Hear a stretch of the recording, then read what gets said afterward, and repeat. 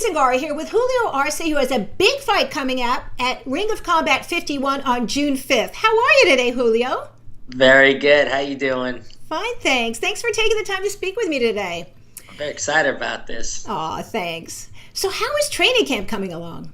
It's been great. I mean, I've been training even before the fight was told to me. I was training way before that. I have other teammates who are getting ready for their fights. So, I mean, even when I don't have a fight, I'm always training nonstop because, you never know.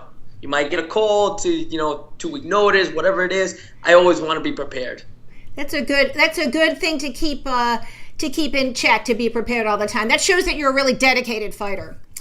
Now, you have 7 straight wins. Do you think that gives you a clear advantage going into this fight? It kind of does, but at the same time, my opponent, he has a pretty good record too. Just about getting in there, implementing your game plan. The record to me doesn't really mean a lot. When you're in that fight, anything could happen. Right. But, at one point, it kind of does. So. Your opponent also has 7 wins by submission. You are a very well-rounded fighter. How do you think you match up stylistically with him then? It's going to be a very interesting fight because even though he has, a lot of submissions, that doesn't mean you can fall asleep on his striking, right? Sometimes they can surprise you with something else. So it's going to be very interesting because he might try to bring something different against me that he hasn't done against anybody else. So I'm just preparing for anything, whether it's a submission or, it's going to be a straight-up stand-up fight. You always have such exciting fight. What kind of fight can the fans look forward to this time then? It's just going to be fireworks, just a lot of just nonstop action. I'm just going to keep it going, and, when the fight like I said, it's just going to go anywhere. It's just going to be exciting. I can't wait. Very fast-paced. Now, your last fight against Thomas Vasquez was an interesting one. He, too, had a good ground game, but you were able to pick him apart. Can you break that fight down for the viewers then? What I did was, a lot of people have a lot of ground game. They rely just on that. So what I did was, in order for somebody to be able to get me to the ground, they have to be able to catch me when I'm standing still. So I just did a lot of footwork on him, and I just kept moving. I never gave him the chance to be able to shoot in and try and take me down. Even when he had me against the cage, I constantly just kept moving and striking, making really uncomfortable for him to be able to get those takedowns. And then, he just stayed up standing after that. And then it got to the point where, I just had it just slowly just using my conditioning to just get him tired and then just keep the fight going my way. Not let him get the fight going to his pace. It's interesting you mentioned your conditioning because when I was looking at the videotape of you, I noticed that you bounce a lot. And I know one of the announcers was mentioning that is a sign of your great conditioning skills. Yeah, that's they keep telling me. I hear this from my coach all the time. Conditioning makes a coward of us all. For every fight, you might have the skill, but if you're not conditioned for it and you gas out early in the first round, you're in a lot of trouble. So I just train my body to just keep going nonstop. Even when I might feel like a little winded, I have a second gas tank going. So that kicks in, and then I just take off.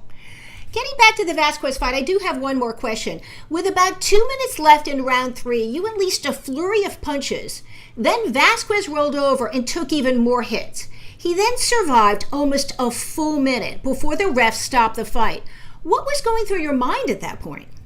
I was just thinking, I'm like, this might just go the distance, but I just kept hitting away. Like when I kept hitting him, I was just making sure I was very smart with the shots that I landed, and I didn't punch myself out where then it gives him an opportunity. I just kept going, and the ref was telling him, protect yourself or else we're going to stop this fight. So I was just like, okay, just keep going. I'm just going to keep hitting away, and if he doesn't protect himself, and then the ref just stepped in and stopped the fight.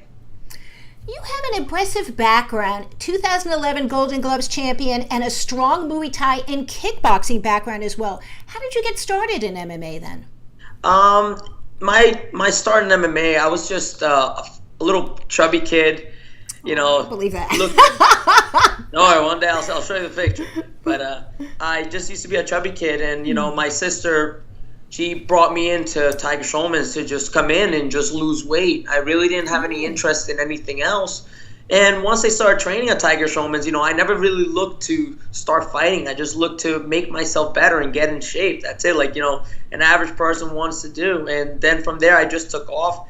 I fell in love with it. I started as a kid, and then I started doing, tournaments, and I saw myself just getting in shape. And then I kind of took the idea. I'm like, I like competing. I see, I'm getting so much better just through training consistently. And then it got to the point where, I started helping out. Then I started helping, teach classes. And eventually down the road, once I turned of age, I turned 18, I got my first fight. It was the most exciting thing ever. And then from there, I just kept it going. And the rest, they say, is history, right? Exactly. Speaking of Tiger Schulman, for our viewers who don't know, tell us who else trains there, because there's a lot of famous fighters that train there and have come also out of Ring of Combat.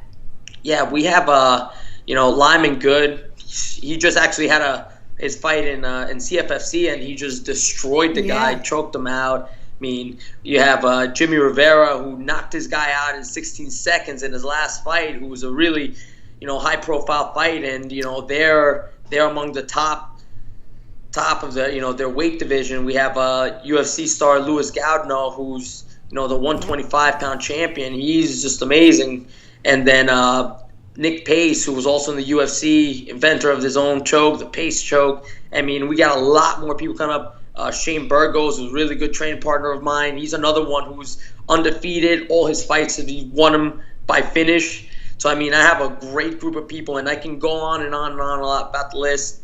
But, we have an excellent group at Tiger Schulman's. I'm going to read you a recent quote that you gave in an interview.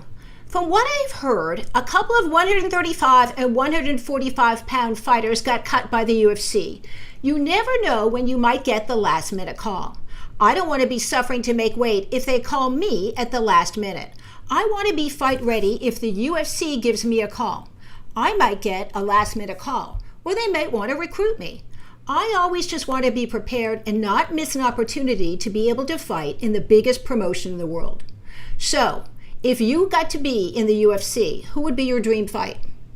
You know what? I never really thought about it. I just want to get into UFC, and I just want to fight whoever's in there, and I want people to see that, I'm not just all right, just some kid here, and like this, he means business. He's here to fight.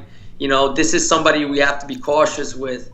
I want people to know that, I'm not just some kid, I'm there to go. I'm there to prove that I can hang with the best of the best. Yeah, something tells me I think you can definitely hang with the best of the best. What do you like to do in your free time, if you have any?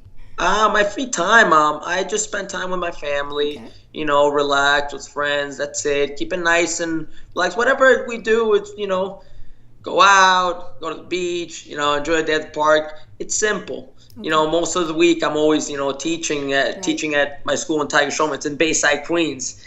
And, teach and just, get my students good. Teach them be in shape, get them great. And then, like I said, just spend time with my family and the people that I care about. What's your secret talent? My secret talent? It's just that the dedication of training. That's it. I just keep training nonstop. Okay. That's a good secret talent. And it certainly shows. Anything else you'd like to add today, Julio? I just want to say just thank you to, everyone in the whole Tiger Schulman's organization. I started as a fat kid in Tiger Schulman's. I became a MMA champion with Tiger Schulman's. They brought me to this level, and I was just, a kid with no background, no experience in anything, just looking to lose weight.